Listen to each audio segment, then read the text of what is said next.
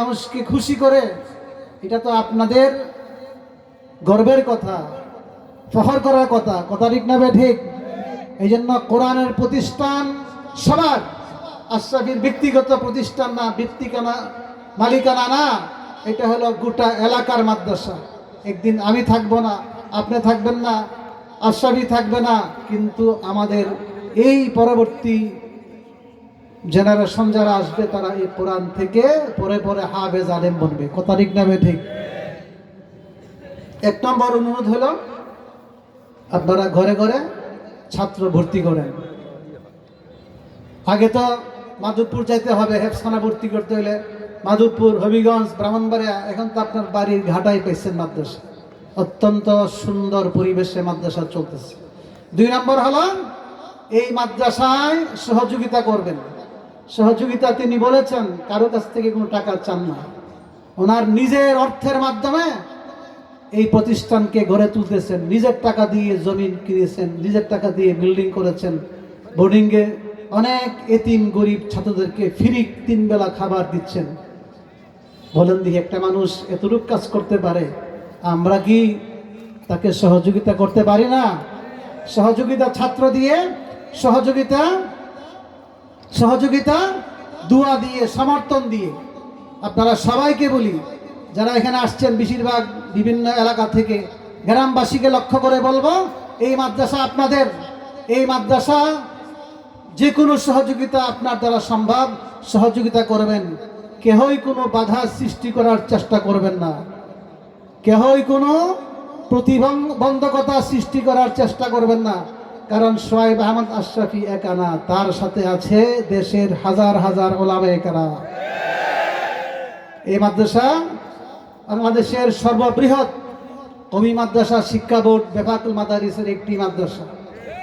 এই মাদ্রাসা এটা না, এই যে বেফাকের মাদ্রাসার সংখ্যা হলো 28,000-এর উপরে। 28,000 কওমি মাদ্রাসার সংখ্যা সারা বাংলাদেশে 40,000-এর উপরে। সমস্ত মাদ্রাসা পরস্পর যোগাযোগ আছে, সরকার স্বীকৃত, নিবন্ধন করা এই মাদ্রাসা। এই মাদ্রাসার দিকে কেহ লাল চোখ দিয়ে তাকাইতে পারবে না। আলেম ওলামাদেরকে কোনো সরকার, কোনো প্রশাসন, কোনো দল অবজ্ঞা করতে পারবে না। নতুন স্বাধীনতার পিছনে আলেম ওলামাদের অনেক রক্ত আছে। শাপলা চত্বরে জালেম সরকারের হাতে শত শত আলেম তালেব ইলম শাহাদাত বরণ করেছেন। অতএব 13 সনে, 16 সনে, 21 সালে, এর পূর্বে 2001 সালে অনেক ওলামায়ে কেরাম ইসলামের জন্য রক্ত দিয়েছে, পতিত সরকারের হাতে রক্ত দিয়েছে। অতএব এই নতুন সরকারের পিছনে ওলামাদের রক্ত আছে। অতএব কেহই কোনো মাদ্রাসার উপর কোনো ধরনের খারাপ আচরণ, কেহ কোনো দুর্ব্যবহার করতে পারবে না। কোনো শিক্ষক ছাত্রদের সাথে খারাপ আচরণ করতে পারবে না। আমি বলতে চাই, আমরা সবাই ভাই ভাই, এক নবীর উম্মত। কথা ঠিক না ঠিক? এক আল্লাহ আমাদের মাবুদ, এক কাবা আমাদের, কাবাও এক, রসুল এক, আল্লাহ এক, ইসলাম এক। অতএব আমরা সকলেই ভাতৃত্বের বন্ধনে আবদ্ধ। কথা ঠিক না ঠিক? আল্লাহ রসুল বলেছেন, আল মুসলিম আখুল মুসলিম, এক মুসলমান আরেক মুসলমানের ভাই।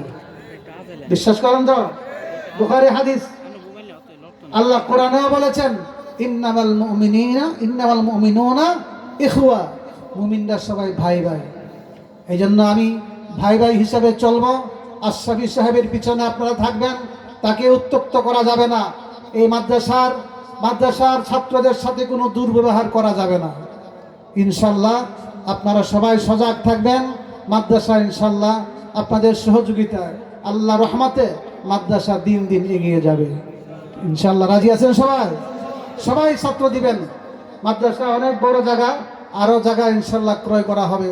পরিশেষে বলবো, আমরা সবাই ভাই ভাই হয়ে চলবো।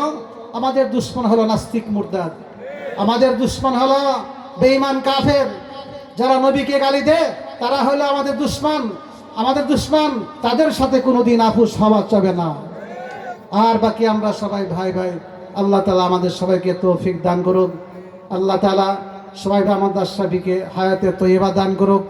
এই মাদ্রাসাকে আল্লাহ কবুল করুক, প্রতিটি ছাত্রকে কবুল করুক, ছাত্রদের মাতা পিতাকে কবুল করুক, শাহজাহানপুরবাসীকে কোরআনের জন্য ইসলামের জন্য কবুল করুক।